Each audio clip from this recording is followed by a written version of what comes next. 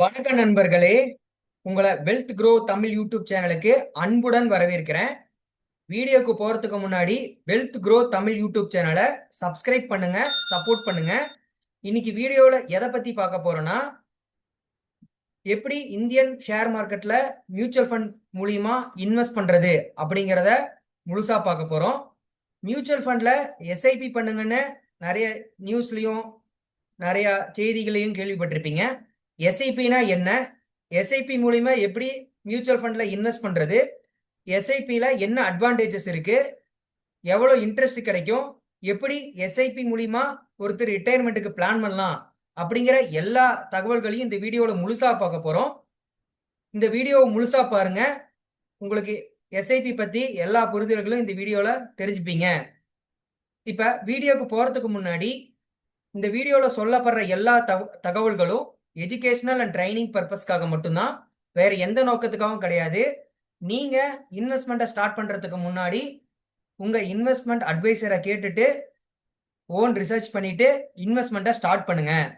இப்போ வாங்க வீடியோக்குள்ள போகலாம். மியூச்சுவல் ஃபண்ட் எஸ்ஐபி அப்படின்னா என்ன அப்படிங்கிறத பார்க்கலாம். இப்போ இந்தியன் ஷேர் மார்க்கெட்ல நம்மளால இன்வெஸ்ட்மெண்ட்டை ஸ்டார்ட் பண்ண முடியும். உதாரணமா ஒரு ஷேரை வாங்கி நம்மளோட இன்வெஸ்ட்மெண்ட்டை ஸ்டார்ட் பண்ணிக்கலாம், இல்லை மியூச்சுவல் ஃபண்ட் மூலியமா நம்மளோட இன்வெஸ்ட்மெண்ட்டை ஸ்டார்ட் பண்ணிக்கலாம். மியூச்சுவல் ஃபண்ட்ல ரெண்டு வகையில நம்மளால இன்வெஸ்ட்மெண்ட்டை தொடங்க முடியும். ஒன்று பார்த்தீங்கன்னா லம்சம், இன்னொன்று பார்த்தீங்கன்னா எஸ்ஐபி சிப் அப்படின்னு சொல்லுவாங்க. சரி, லம்சம் மூலியமா எப்படி இன்வெஸ்ட்மெண்ட்டை தொடங்கலாம்னா, இப்போ நீங்க உங்ககிட்ட ஒரு பெரிய தொகை இருக்கு. உதாரணமா ஒரு 10,000 ரூபாய் இருக்குது, ஒரு 1,00,000 ரூபாய் இருக்கு. அந்த 1,00,000 ரூபாய நீங்க மியூச்சுவல் ஃபண்ட் கம்பெனி கிட்ட கொடுத்து உங்களுக்கு தேவையான யூனிட்ஸை மேனுவலா, அதாவது நீங்களே போய் வாங்கிக்கிறீங்க. அதுதான் லம்சம் மூலியமா மியூச்சுவல் ஃபண்ட்ல இன்வெஸ்ட்மெண்ட் பண்ணி அதுக்கான யூனிட்ஸ்க்கு நீங்க வாங்கிக்கிறீங்க. இது ஒரு வகை. ரெண்டாவது வகை எஸ்ஐபி, அதாவது சிஸ்டமேட்டிக் இன்வெஸ்ட்மெண்ட் பிளான். நீங்க மேனுவலா போயிட்டு மியூச்சுவல் ஃபண்ட்ல வாங்குறதுக்கு மூலியமா இல்லாம, அதுக்கு பதிலா நீங்க ஒரு சிஸ்டத்துல இந்த தேதிக்கு இவ்வளோ அமௌண்ட்டை வந்து என் அக்கௌண்ட்ல இருந்து எடுத்துக்கிட்டு அதுக்கு நிகரான மியூச்சுவல் ஃபண்ட் யூனிட்ஸை எனக்கு மியூச்சுவல் ஃபண்ட்ல ஆட் பண்ணிடு அப்படின்னு ஒரு சிஸ்டத்துக்கு சொல்லிடுறீங்க. சிஸ்டம்னா ஒன்றும் இல்லை, ஒரு மிஷின். அந்த மிஷினுக்கு நீங்க ப்ரோக்ராம் பண்ண மாதிரி இந்த தேதிக்கு எவ்வளோ அமௌண்ட் எடுத்துக்கப்பா அப்படின்னு சொல்லிடுறீங்க. அப்ப அந்த சிஸ்டம் என்ன பண்ணுன்னா, அந்த தேதி வரும்போது உங்ககிட்ட இருக்கிறல எவ்வளோ அமௌண்ட் செட் பண்ணியிருக்கீங்களோ அந்த அமௌண்ட்டை எடுத்துட்டு இந்தியன் ஷேர் மார்க்கெட்ல இருக்கிற மியூச்சுவல் ஃபண்ட்ல அதுக்கு நிகரான யூனிட்ஸை உங்க மியூச்சுவல் ஃபண்டுக்கு கிரெடிட் பண்ணிடும், அதாவது வாங்கிரும். நீங்க பண்றதுக்கு பதிலாக ஆட்டோமேட்டிக்கா ஒரு மிஷின் இதை பண்ணுது. இதை தான் சிஸ்டமேட்டிக் இன்வெஸ்ட்மெண்ட் பிளான்னு சொல்லுவாங்க. இது வேற ஒன்றும் பெரிய விஷயம் கிடையாது. இது மூலியமா என்ன நமக்கு கிடைக்கும்னா, நாம ஒவ்வொரு டைமும் போயிட்டு மார்க்கெட்டோட ஏற்ற இறக்கத்தை பார்த்துட்டு நாம இன்வெஸ்ட் பண்ணுங்கிறது அவசியம் இல்லை. நமக்கு பதிலாக மிஷினே, அதாவது சிஸ்டமே வந்து ஸ்கெடியூல் ப்ராசஸ் மூலியமா நம்ம கிட்ட இருக்கிற அமௌண்ட் எடுத்துட்டு அதுக்கு தகுந்த மியூச்சுவல் ஃபண்ட்ஸை வாங்கிடுது. இது மூலியமா நமக்கு பார்த்தீங்கன்னா ஒரு டிசிப்ளின் கிரியேட் ஆகும். அதாவது ஒவ்வொரு மாதம் பார்த்தீங்கன்னா அந்த தேதிக்கு பார்த்தீங்கன்னா நீங்கள் மியூச்சுவல் ஃபண்ட்ஸில், அதாவது இந்தியன் ஷேர் மார்க்கெட்டில் மியூச்சுவல் ஃபண்ட் மூலியமா இன்வெஸ்ட் பண்ணுறீங்க. இதை நீங்கள் கண்டினியூஸாக ஒரு 10 வருஷம் 20 வருஷம் பண்ணும்போது அது பெரிய க்ரோத்தை உங்களுக்கு பண்ணி கொடுக்கும். இதை தான் எஸ்ஐபின்னு சொல்கிறாங்க. இப்போ எஸ்ஐபி எப்படி ஒர்க் ஆகுது அப்படின்னு நம்ம தெரிஞ்சுக்கலாம். அதுக்கு பார்த்தீங்கன்னா மியூச்சுவல் ஃபண்ட்னா என்னங்கிறது தெரியணும். நான் அது வந்து சிம்பிளாக இதில் நான் சொல்லியிருக்கேன், பேசிக்ஸ்லாம் சொல்லியிருக்கேன். மியூச்சுவல் ஃபண்ட் எப்படி ஒர்க் ஆகுது அப்படின்னா என்னங்கிறத. மியூச்சுவல் ஃபண்டு அப்படின்னா ஒன்றும் இல்லை. இப்போ நம்ம பார்த்தீங்கன்னா அசட் மேனேஜ்மெண்ட் கம்பெனிஸ்ன்னு சொல்லிட்டு பெரிய பெரிய கம்பெனிஸ் வந்து இந்தியாவில் இருக்கு. For example HDFC, SBI, ICICI, இந்த மாதிரி பெரிய பெரிய அசட் மேனேஜ்மெண்ட் கம்பெனிக்காரங்க இருப்பாங்க. அவங்க என்ன பண்ணுவாங்கன்னா மியூச்சுவல் ஃபண்டை கிரியேட் பண்ணுவாங்க. ஓகேங்களா? அவங்க கிட்ட பார்த்தீங்கன்னா நிறைய மியூச்சுவல் ஃபண்ட்ஸ் இருக்கும். ஒவ்வொரு மியூச்சுவல் ஃபண்டுக்கும் பார்த்தீங்கன்னா ஒரு ஃபண்ட் மேனேஜர் இருப்பாரு. அந்த ஃபண்ட் மேனேஜர் வந்து நல்லா படித்தவராகவும் ஷேர் மார்க்கெட்டை பற்றி நல்லா தெரிஞ்சவராகவும் நிறைய எக்ஸ்பீரியன்ஸ் உள்ளவராகவும் ஷேர் மார்க்கெட்டில் இருப்பார். அவர் என்ன பண்ணுவாருன்னா, அவருக்கு தெரியும் எப்போ பங்குகளை வாங்கணும் விற்கணும்னு. அவர் அந்த மியூச்சுவல் ஃபண்டை ஹோல்ட் பண்ணியிருப்பாரு. அதாவது அந்த மியூச்சுவல் ஃபண்டை அவர் தான் மேனேஜ் பண்ணுவார். இப்ப ஒரு அசெட் மேனேஜ்மெண்ட் கம்பெனி இருக்கும், அவங்களுக்கு கீழே பாத்தீங்கன்னா நிறைய மியூச்சுவல் ஃபண்ட்ஸ் இருக்கும். அந்த மியூச்சுவல் ஃபண்ட் ஒவ்வொன்றுக்கும் பாத்தீங்கன்னா ஒரு ஃபண்ட் மேனேஜர் இருப்பாரு, அவரு தான் ஃபண்டுகளை மேனேஜ் பண்ணுவாரு. இப்ப இப்ப இப்ப ஹெச்டிஎஃப்சி வந்து ஒரு புது ஃபண்டை ரிலீஸ் பண்றாங்கன்னு வைங்களேன், அவங்க எப்படி ஷேர் மார்க்கெட்டுக்குள்ள வராங்க, எப்படி பப்ளிக் கிட்ட இருந்து பணத்தை வாங்கி மியூச்சுவல் ஃபண்ட்ல இன்வெஸ்ட் பண்றாங்க அப்படிங்கறத பார்க்கலாம். இப்ப உங்களுக்கு ஏஎம்சினா என்னன்னு தெரியும், ஃபண்ட் மேனேஜர்னா என்னன்னு தெரியும். இப்ப பப்ளிக் கிட்ட இருந்து எப்படி அவங்க இன்வெஸ்ட் பணத்தை வாங்கி மியூச்சுவல் ஃபண்ட்ல இன்வெஸ்ட் பண்றாங்கிறத பார்க்கலாம். இப்ப நாம ஷேர் மார்க்கெட்ல மியூச்சுவல் ஃபண்ட் இருந்தா தானே போய் வாங்க முடியும். இப்ப அந்த மியூச்சுவல் ஃபண்டை எப்படி வந்து மியூச்சுவல் ஃபண்ட் கம்பெனிக்காரங்க ஷேர் மார்க்கெட்டுக்குள்ள வராங்கன்னு பார்க்கலாம். ஃபர்ஸ்ட் பாத்தீங்கன்னா அவங்க ஒரு புது ஃபண்டை லான்ச் பண்ணுவாங்க, XYZ அப்படிங்கிற ஃபண்டை லான்ச் பண்ணுவாங்க. அந்த XYZ ஃபண்டை வந்து செபிக்கு அனுப்புவாங்க. செபினா ஒன்றும் இல்லை, security exchange board of India. அவங்க அவங்களோட ஏஎம்சி அவங்களோட ஃபண்டு எல்லா டாக்குமெண்ட்டையும் சரியா இருக்குதான்னு பார்த்துட்டு அவங்க அப்ரூவல் கொடுப்பாங்க. அவங்க அப்ரூவல் கொடுத்ததுக்கு அப்புறம் இந்த என்எஃப்ஓ மூலியமா, நியூ ஃபண்ட் ஆஃபர் மூலியமா எல்லா டிமேட் அக்கௌண்ட்டுக்கும் எல்லா ஏஎம்சிக்கும் அவங்களோட ஃபண்டை ரிலீஸ் பண்ணுவாங்க. அதாவது இந்த ஃபண்ட் இத்தனாம் தேதி வந்து ஷேர் மார்க்கெட்டுக்கு வரும் அப்படிங்கிறத அனௌன்ஸ் பண்ணுவாங்க. அதுக்கு இனிஷியலா ஒரு பிரைஸை டிசைட் பண்ணுவாங்க. 10 ரூபாயா இருக்கலாம், 20 ரூபாயா இருக்கலாம். இந்த பிரைஸை அவங்க டிசைட் பண்ணுவாங்க. இப்ப பீப்புள்ஸ், அதாவது மக்களாகிய நாம வந்து அந்த ஃபண்டு நமக்கு பிடிச்சிருந்து, அந்த ஏஎம்சி பிடிச்சிருந்து, அந்த ஃபண்ட் மேனேஜர் எல்லாம் பிடிச்சிருந்து அவங்களோட தகவல் எல்லாம் சரி பார்த்துட்டு நாம அதுக்கு அப்ளை பண்ணலாம். இதை தான் பிரைமரி ஐபிஓ, அதாவது பிரைமரி என்எஃப்ஓ அப்படின்னு சொல்லுவாங்க. ஸோ அந்த ஃபண்டுக்கு நம்ம அப்ளை பண்ணும்போது நாம பண்ண அமௌண்ட்டுக்கு பார்த்தீங்கன்னா நமக்கு யூனிட்ஸ் வந்து அவங்க சொன்ன தேதிக்கு கிரெடிட் ஆயிரும். நீங்க 2 வகையில நீங்க இன்வெஸ்ட்மெண்ட் பண்ணிக்கலாம். ஒன்று எஸ்ஐபியாவும் பண்ணிக்கலாம், லம்சமாவும் பண்ணிக்கலாம். ஸோ இதை வந்து பிரைமரி மார்க்கெட் அப்படின்னு சொல்லுவாங்க. ஒன்ஸ் அந்த ஃபண்டு வந்து டிமேட் அக்கௌண்ட்டுக்கு வந்துருச்சு, அந்த ஃபண்டு வந்து பார்த்தீங்கன்னா ஷேர் மார்க்கெட்ல வந்துருச்சு அப்படின்னா அதுதான் செகண்டரி மார்க்கெட்னு சொல்லுவாங்க. இதுதான் பிரைமரி மார்க்கெட் இல்ல செகண்டரி மார்க்கெட்டுக்குள்ள டிஃபரன்ஸ். இப்ப பிரைமரி மார்க்கெட்ல உங்களுக்கு கிடைச்சிருச்சுன்னா நீங்க செகண்டரி மார்க்கெட்ல போய் வித்துக்கலாம். அதே மாதிரி செகண்டரி மார்க்கெட்லயும் நீங்க உங்களால அந்த ஃபண்டை வாங்கிக்க முடியும். இப்படிதான் பாத்தீங்கன்னா ஒரு ஏஎம்சி மூலியமா ஒரு ஃபண்டை கிரியேட் பண்ணி செபி மூலியமா இந்தியன் ஷேர் மார்க்கெட்டுக்கு அந்த ஃபண்டை ரிலீஸ் பண்றாங்க. இப்ப நம்மளுக்கு வந்து பாத்தீங்கன்னா ஃபண்டு வந்து ஷேர் மார்க்கெட்ல இருக்கு. நாம என்ன பண்ணிக்கலாம், இப்ப மியூச்சுவல் ஃபண்டை வாங்கிக்கலாம். அந்த மியூச்சுவல் ஃபண்டை எப்படி வாங்கிக்கலாம், 2 வகையில வாங்கலாம். ஒன்னு லம்சம் மூலியமா வாங்கலாம், இல்ல எஸ்ஐபி மூலியமா வாங்கலாம். இப்ப இந்த வீடியோல முழுசா நம்ம எஸ்ஐபி பத்தி பார்க்க போறோம். அதே போல நாவுனா ஒன்றும் இல்லை, நெட் அசெட் வேல்யூ, அதாவது அவங்க கிட்ட இருக்கிற total asset value divide by total units, அதை தான் நாவுன்னு சொல்லுவாங்க. ஸோ இப்போ அடுத்தது வந்து பார்த்தீங்கன்னா மியூச்சுவல் ஃபண்டு எப்படி நம்ம வாங்கலாம் அப்படிங்கிறத பார்க்கலாம். மியூச்சுவல் ஃபண்டை 2 வகையில உங்களால் வாங்கிக்க முடியும். ஒன்று அவங்களோட ஏஎம்சியில் போயிட்டு உங்களால் மியூச்சுவல் ஃபண்டை வாங்கிக்க முடியும். இல்லைனா உங்ககிட்ட இருக்கிற டிமேட் அக்கௌண்ட் மூலியமா ஒன்ஸ் அந்த ஃபண்ட் வந்து செகண்டரி மார்க்கெட் வந்துச்சுன்னா நீங்க அந்த ஃபண்டை சர்ச் பண்ணிட்டு அந்த மியூச்சுவல் ஃபண்ட்ல இன்வெஸ்ட்மெண்ட்டை ஸ்டார்ட் பண்ணலாம். இப்போ உதாரணமா ஒருத்தர் எஸ்ஐபி வந்து அவரோட புரோக்கர்ல செட் பண்ணிட்டாரு, மாசம் மாசம் கிரெடிட் ஆகிற மாதிரி. அப்ப அது எப்படி நடக்குதுன்னு பார்க்கலாம். இப்போ உதாரணமா பாத்தீங்கன்னா இப்ப நான் வந்து ஒரு ஃபண்ட்ல இன்வெஸ்ட் பண்றதா வச்சுக்கலாம். இப்ப பாத்தீங்கன்னா நான் ஜனவரி மாசம் என்னோட சிப்பை ஸ்டார்ட் பண்றேன். எவ்வளவு தொகையிலிருந்து ஸ்டார்ட் பண்றேன்னா 1000 ரூபாயிலிருந்து ஸ்டார்ட் பண்றேன் அப்படின்னு வச்சுக்கலாம். இப்ப ஒவ்வொரு மாசமும் பாத்தீங்கன்னா அந்த 1ஆம் தேதி ஆனா 1000 ரூபாய் உங்க அக்கௌண்ட்ல இருந்து டெபிட் ஆயிட்டு அன்னைக்கு தேதிக்கு எவ்வளோ அந்த மியூச்சுவல் ஃபண்டோட பிரைஸோ அதுக்கான யூனிட்ஸ் வந்து நமக்கு கிரெடிட் ஆயிரும். உதாரணமா நீங்க ஜனவரி மாசத்துல இருந்து சிப்ப ஸ்டார்ட் பண்றீங்கன்னா அன்னைக்கு நேவ் வேல்யூ 50 ரூபாயா இருக்குதுன்னு வைங்களேன், உங்களுக்கு பாத்தீங்கன்னா 20 யூனிட் கிரெடிட் உங்களுக்கு கிடைச்சிருக்கும் அந்த மியூச்சுவல் ஃபண்ட் மூலியமா. அடுத்தது பாத்தீங்கன்னா பிப்ரவரி மாசம் அதே மாதிரியே நீங்க சிப்பு போடுறீங்க. இப்ப நீங்க போடணுங்கிறதுல நான் சொன்ன மாதிரி நீங்க ஸ்கெடியூல் பண்ணிட்டீங்கன்னா ஆட்டோமேட்டிக்கா உங்ககிட்ட இருந்து அமௌண்ட் டெபிட் ஆகி அதுக்கான யூனிட்ஸ் வந்து உங்களுக்கு கிரெடிட் ஆகும். அன்னைக்கு பாத்தீங்கன்னா நாவோட வேல்யூ 40 இருக்கலாம்.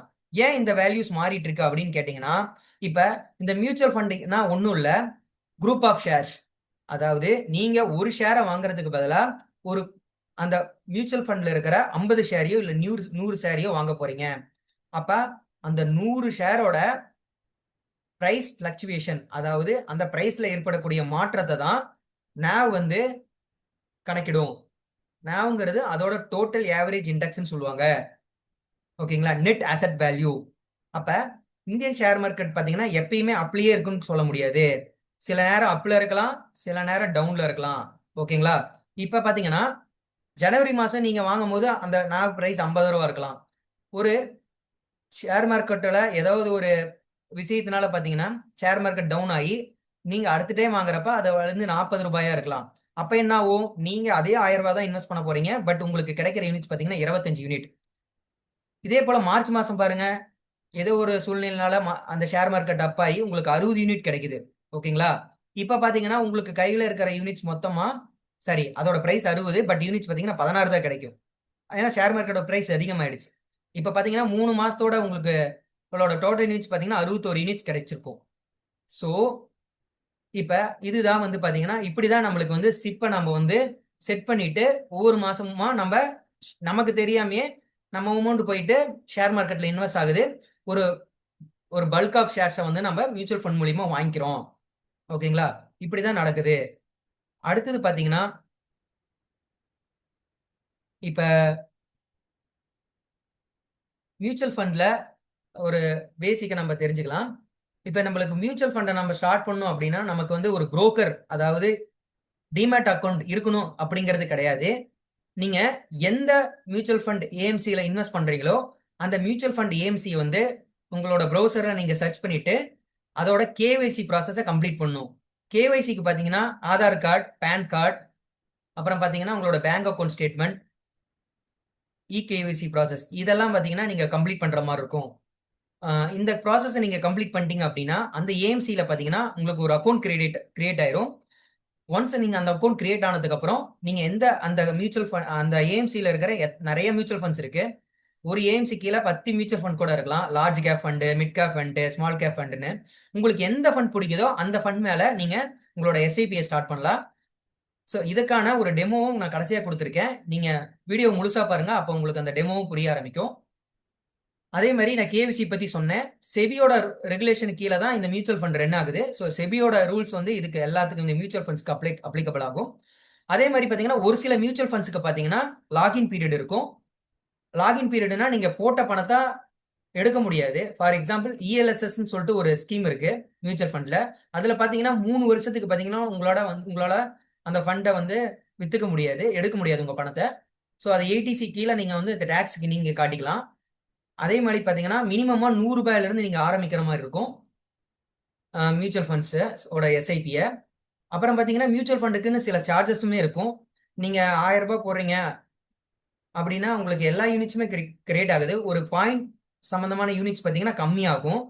அதை நீங்க தெரிஞ்சுக்கிட்டு இன்வெஸ்ட்மெண்ட்டை ஸ்டார்ட் பண்ணுங்க. இப்போ நம்ம ரூல்ஸ் என்னங்கிறத தெரிஞ்சுக்கிட்டோம். அடுத்தது பார்த்தீங்கன்னா மியூச்சுவல் ஃபண்டை எப்படி டைவர்சிஃபைடாக நம்ம இன்வெஸ்ட் பண்ணுறது மியூச்சுவல் ஃபண்டில் எஸ்ஐபி மூலிமா அப்படிங்கிறத பார்க்கலாம். ஏன் டைவர்சிஃபிகேஷன் இம்பார்ட்டன்ட் அப்படிங்கிறத நான் சொல்கிறேன்னா, நீங்கள் ஒரு ஃபண்ட்லேயோ இல்லை ஒரு குளோபலாக இன்வெஸ்ட் பண்ணும்போது பார்த்தீங்கன்னா உங்களுக்கு ஒரு நல்ல டைவர்சிஃபிகேஷன் கிடைச்சி அதனால உங்களோட ரிஸ்க்குமே கொஞ்சம் கம்மியாகும்.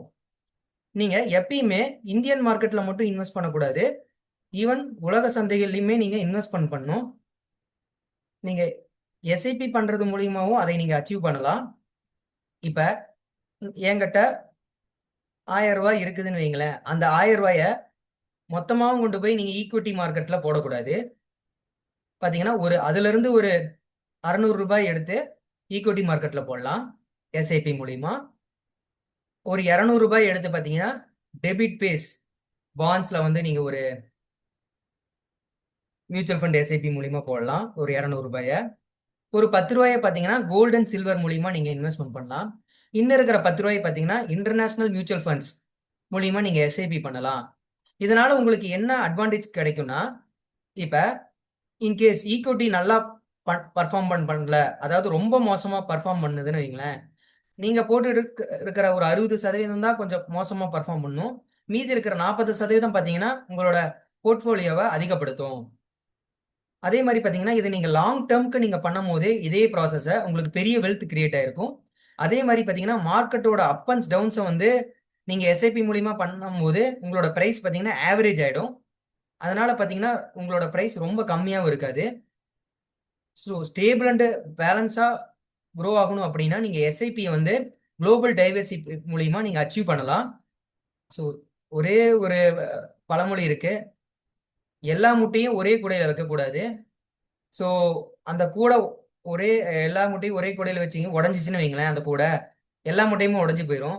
அதனால தான் சொல்லுவாங்க don't put all eggs in one பேஸ்கெட்னு. அதை நினைவில் வச்சுக்கிட்டு உங்க முதலீடை பிரிச்சு பிரிச்சு முதலீடு பண்ணுங்க, டைவர்சிஃபையா முதலீடு பண்ணுங்க.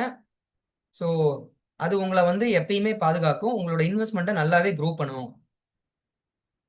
அதனால தான் டைவர்சிஃபைடா இன்வெஸ்ட்மெண்ட்டை ஸ்டார்ட் பண்ணுங்கன்னு சொல்றேன். இப்போ வாங்க ஒவ்வொரு ஃபண்ட்லையும் நம்ம எப்படி இன்வெஸ்ட்மெண்ட் பண்ணலாம்னு பார்க்கலாம். மியூச்சுவல் ஃபண்ட்ல சிப் மூலியமா இன்வெஸ்ட் பண்ணுங்கன்னு சொல்லிட்டேன், எஸ்ஐபி மூலியமா. அதுக்கு என்னென்ன ஃபண்டில் ஏற்றதா இருக்குங்கிறத பார்க்கலாம். ஒன்று ஃபர்ஸ்ட் ஃபண்ட் பார்த்தீங்கன்னா ஈக்விட்டி ஃபண்ட். இதை வந்து ஹை ரிஸ்க் ஹை ரிவார்டுன்னு சொல்லுவாங்க. அதாவது அதிகமாக ரிஸ்க் இருக்கும், அதிக லாபமும் தரும். நீங்கள் எனக்கு வந்து ஒரு கோல் வந்து ஒரு 7 வருஷத்துக்கு 10 வருஷத்துக்கு இருக்குதுப்பா அப்படின்னு சொன்னீங்கன்னா ஈக்விட்டி ஃபண்ட் வந்து பெஸ்ட்னு சொல்லுவேன். ஏன்னா ஈக்விட்டி ஃபண்ட் எப்பயுமே ஒரு 7ல இருந்து 10 வருஷத்துக்கு நீங்க ஹோல்ட் பண்ற மாதிரி இருந்தா அந்த ஃபண்டுக்கு போகலாம் எஸ்ஐபி மூலியமா. இல்லைன்னா அந்த ஃபண்டை தவிர்த்துருங்க. அந்த ஃபண்ட்ல பாத்தீங்கன்னா மினிமமா உங்களுக்கு 12ல இருந்து 15% ரிட்டர்ன்ஸ் கிடைக்கும். அதை ஞாபகம் வச்சுக்கிட்டு இன்வெஸ்ட்மெண்ட் பண்ணுங்க. அடுத்தது எனக்கு வந்து ஒரு 5 வருஷத்துக்குள்ள நான் இன்வெஸ்ட்மெண்ட் பண்ணணும், பட் இன்ஃப்ளேஷன் ரேட்டை விட பெட்டரா எனக்கு ரிட்டர்ன்ஸ் கிடைக்கணும் அப்படின்னு நினைச்சீங்கன்னா டெபிட் ஃபண்டுக்கு போகலாம். டெபிட் ஃபண்ட்ல பாத்தீங்கன்னா எஸ்ஐபி பண்ணும்போது உங்களுக்கு அவங்க மியூச்சுவல் ஃபண்ட் காரங்க எதுலலாம் இன்வெஸ்ட் பண்ணுவாங்கன்னா டைரக்டா ஈக்விட்டியில இல்லாம பாண்ட்ஸ்லயும் டி பில்ஸ்லயும் கவர்மெண்ட் இஷ்யூ பண்ற ஆர்பிஐ பாண்ட்ஸ்லயும் அவங்க முதலீடு செய்வாங்க. அதனால பாத்தீங்கன்னா இப்ப இன்ஃபிளேஷனா ஒரு 7% ரிட்டர்ன்ஸ் கிடைக்குதுன்னு வைங்களேன் எஃப்டில. இதுல பாத்தீங்கன்னா 8ல இருந்து ஒரு 9% உங்களுக்கு ரிட்டர்ன்ஸ் கிடைக்கும். அதே மாதிரி பாத்தீங்கன்னா உங்களோட கேபிட்டலும் வந்து நல்லா பாதுகாப்பா இருக்கும். ஏன்னா இவங்க வந்து பாண்ட்ஸ்ல தான் இன்வெஸ்ட் பண்ணுவாங்க, டைரக்ட் ஈக்விட்டியில வந்து அதிகமா இன்வெஸ்ட் பண்ண மாட்டாங்க. ரிட்டர்ன்ஸ் கொஞ்சம் குறைவா இருக்கும். சரிப்பா, எனக்கு கொஞ்சம் ஈக்விட்டிலையும் இன்வெஸ்ட் பண்ணணும் டெபிட்லையும் இன்வெஸ்ட் பண்ணணும்னு நினைச்சீங்கன்னா ஹைபிரிட் ஃபண்டை சூஸ் பண்ணலாம். ஹைபிரிட் ஃபண்ட்னா ஒன்றும் இல்லை, 50% பார்த்தீங்கன்னா அவங்க ஈக்விட்டியில் இன்வெஸ்ட் பண்ணுவாங்க, 50% பார்த்தீங்கன்னா டெபிட் ஃபண்டில் இன்வெஸ்ட் பண்ணுவாங்க. அதனால என்ன ஆகும்னா உங்களுக்கு கொஞ்சம் ரிஸ்க் எடுக்கிற மாதிரி இருக்கும். அதனால ரிட்டர்ன்ஸ் பார்த்தீங்கன்னா உங்களுக்கு 10ல இருந்து ஒரு 11% உங்களுக்கு ரிட்டர்ன்ஸும் கிடைக்கும். இதுவுமே ஒரு ஷார்ட் டேர்ம் கோலுக்கு நீங்கள் இது யூஸ் பண்ணிக்கலாம். ஒரு 3 வருஷம் 5 வருஷம் நீங்கள் இன்வெஸ்ட்மெண்ட் பண்ணுறதா இருந்தால் ஹைபிரிட் ஃபண்ட்ஸ்க்கு போயிடலாம். இப்போ நான் லாங் டேர்முக்கு தான் பண்ண போறேன்னா கண்டிப்பாக ஈக்விட்டி ஃபண்டுக்கு போயிருங்க. ஸோ அது மூலியமா உங்களுக்கு நல்ல ரிட்டர்ன்ஸ் கிடைக்கும். Large cap fund, mid cap fund, small cap funds, Blessy gap funds, multi cap funds, இதெல்லாம் பார்த்தீங்கன்னா ஈக்விட்டி ரிலேட்டடான ஃபண்ட்ஸ். டெபிட் ஃபண்டுக்கும் நிறைய ஃபண்ட்ஸ் இருக்கு. ஐசிஐசியோட டெபிட் ஃபண்ட்ஸ், ஹெச்டிஎஃப்சியோட டெபிட் ஃபண்ட்ஸ், அதெல்லாம் யூஸ் பண்ணிக்கலாம். ஹைபிரிட் ஃபண்ட்னா ஒன்றும் இல்லை, ஹெச்டிஎஃப்சியோட பேலன்ஸ் அட்வான்டேஜ் ஃபண்ட், ஐசிஐசியோட பேலன்ஸ் அட்வான்டேஜ் ஃபண்ட், இந்த ஃபண்ட்ஸ்லாம் பார்த்தீங்கன்னா ஹைபிரிட் ரிலேட்டடான ஃபண்ட்ஸாக இருக்கும். ஸோ இண்டெக்ஸ் ஃபண்ட்ஸ் கூட நீங்கள் எடுத்துக்கலாம். ஸோ இதெல்லாம் நம்ம எப்படி எஸ்ஐபி பண்ணலாம் அப்படிங்கிறத ஒரு பின்னாடி வந்து ஒரு ஷார்ட் டெமோவில் பார்க்கலாம். ஸோ அடுத்தது பார்த்தீங்கன்னா கோல்டு அண்ட் சில்வர் ஃபண்ட்ஸ். இப்போ நான் டைவர்சிஃபைவாக இன்வெஸ்ட் பண்ணணும் அப்படின்னு நினச்சேன், எப்படி இன்வெஸ்ட் பண்ணுறதுன்னு கேட்குறீங்களா? இப்போ இந்த மியூச்சுவல் ஃபண்ட்ஸ்லாம் எப்பயும் போல் ஐபிஓக்கு வருவாங்க. நீங்கள் ஐபிஓ மூலியமா அப்ளை பண்ணி வாங்கிக்கலாம். இல்லை செகண்டரி மார்க்கெட் வந்ததுக்கு அப்புறம் பார்த்தீங்கன்னா நீங்கள் லம்சம் கொடுத்து வாங்கிக்கலாம், இல்லை எஸ்ஐபி மூலியமா வாங்கிக்கலாம். இப்போ நம்ம எஸ்ஐபி பற்றி தான் பேசிகிட்டு இருக்கிறோம். இப்போ எஸ்ஐபி மூலியமா டைவர்சிஃபிகேஷன் பண்ணலாமானா பண்ண முடியும். எப்படின்னா கோல்டு அண்ட் சில்வரை நீங்கள் ஃபண்ட்ஸாக வாங்கிக்கலாம். இப்போ மியூச்சுவல் ஃபண்ட்ஸில் பார்த்தீங்கன்னா கோல்டு அண்ட் சில்வர் ரிலேட்டட் ஃபண்ட்ஸும் இருக்குது. இப்போ எடில் வைஸ் அப்படின்னு சொல்லிட்டு ஒரு மியூச்சுவல் ஃபண்ட்ஸ் இருக்காங்க. அவங்க பார்த்தீங்கன்னா கோல்டு அண்ட் சில்வர் ரெண்டுமே கம்பைன் பண்ணி ஒரு மியூச்சுவல் ஃபண்ட்ஸ் கொடுக்குறாங்க. அவங்க மூலியமா நீங்கள் எஸ்ஐபி பண்ணுறது மூலியமா உங்களோட ஃபண்ட்ஸை வந்து கோல்டு அண்ட் சில்வர் ஃபண்ட்ஸ் மூலியமா இன்வெஸ்ட் பண்ணுவாங்க. நீங்கள் ஃபிசிக்கலாக கோல்டு வாங்கணுங்கிற அவசியம் கிடையாது. அவங்க மியூச்சுவல் ஃபண்ட் கம்பெனிக்காரங்க நீங்கள் இன்வெஸ்ட் பண்ணுறதுக்கு ஏற்ற அமௌண்ட்டுக்கு பார்த்தீங்கன்னா கோல்டை வாங்கி லாக்கரில் வாங்கி வச்சுப்பாங்க. அதே மாதிரி சின்ன முதலீடு இருந்தே ஆரம்பிக்கலாம். ஜஸ்ட் ஒரு 100 ருபீஸ்ல இருந்தே உங்களால கோல்டு அண்ட் சில்வரை வாங்கிக்க முடியும். அதே மாதிரி போர்ட்போலியோட ஹெட்ஜிங்க்கு இது யூஸ் ஆகும். எப்பெல்லாம் ஷேர் மார்க்கெட்ல ஒரு பெரிய நஷ்டம் வருதோ அப்ப பாத்தீங்கன்னா கோல்டு அண்ட் சில்வர் பாத்தீங்கன்னா கொஞ்சம் அதோட வேல்யூ அதிகமாகும். எப்பெல்லாம் ஒரு போர் பதற்றம், போர் சூழல்லாம் வந்து உலகத்துல நடக்குதோ அப்பெல்லாம் பாத்தீங்கன்னா கோல்டு தான் அதிகமா வாங்கி பதுக்கி வைப்பாங்க மக்கள். அதனாலதான் அதோட பிரைஸ் வந்து அதிகமாகும். இப்போ ரீசெண்டாக கூட ஈரான் யூஎஸ் வார்ல பார்த்தீங்கன்னா கோல்டும் சில்வரும் பார்த்தீங்கன்னா அதிவேகமாக அதிகமாகி ஒரு பீக்கே வந்து போயிடுச்சு, ஒரு கோல்டும் சில்வரோட ப்ரைஸும். ஸோ அதனால தான் கோல்டு அண்ட் சில்வரை வந்து எப்பயுமே உங்கள் போர்ட்ஃபோலியோவில் ஒரு 10% ஆச்சும் வச்சிருங்க அப்படின்னு சொல்கிறேன். அதே மாதிரி உங்களுக்கு போர்ட்ஃபோலியோ எப்படி மெயின்டைன் பண்ணணும், போர்ட்ஃபோலியோவில் எப்படி பிரித்து வைக்கணும் அப்படின்னா அதுக்கு தனியாக வீடியோ வேணும்னா கீழே கமெண்ட் பண்ணுங்க. நான் போர்ட்ஃபோலியோ எப்படி மெயின்டைன் பண்றது, எப்படி பிரிச்சு இன்வெஸ்ட் பண்றதுங்கிறதுக்கான தனியா ஒரு வீடியோ போடுறேன். ஸோ அடுத்தது பார்த்தீங்கன்னா, இன்னும் டைவர்சிஃபிகேஷனா என்னோட முதலீட பெருக்கணும் அப்படின்னு நினைச்சீங்கன்னா, குளோபல் மார்க்கெட்ல இன்வெஸ்ட் பண்ணலாம். இப்ப பார்த்தீங்கன்னா, மியூச்சுவல் ஃபண்ட்லயே எஸ்ஐபி மூலியமா குளோபல் மார்க்கெட்ல நம்மளால இன்வெஸ்ட் பண்ண முடியும். அதாவது இப்ப ஆக்சிஸோட குளோபல் ஃபண்ட்ஸ், அப்புறம் பிராங்க்லினோட யுஎஸ் பேஸ் ஃபண்ட்ஸ், இவங்கள மூலியமா நம்ம பார்த்தீங்கன்னா உலக உலக நாடுகள்ல இருக்கிற பங்குகள்ல நம்மளால இன்வெஸ்ட் பண்ணிக்க முடியும். ஏன் உலக நாடுகள்ல இருக்கிற பங்குகளை இன்வெஸ்ட் பண்ண சொல்றேன்னா, இப்ப நீங்க யூஸ் பண்றக்கூடிய கூகுள் ப்ரௌசர் ஆகட்டும், நீங்க யூஸ் பண்ணக்கூடிய ஒரு ஆப்பிள் ஐபோன் ஆகட்டும், அதே மாதிரி நீங்க யூஸ் பண்ணக்கூடிய லேப்டாப்க்கு ஒரு ஓஎஸ் ஆகட்டும், மைக்ரோசாஃப்ட் ஓஎஸ் ஆகட்டும், எல்லாமே பாத்தீங்கன்னா யூஎஸோட கம்பெனிக்காரங்களா தான் இருக்கும். அதே மாதிரி யூஎஸோட டாலர் ரேட் பாத்தீங்கன்னா நாளுக்கு நாள் அதிகமாயிட்டே தான் போகுது இந்தியன் ரூபியை கம்பேர் பண்ணும்போது.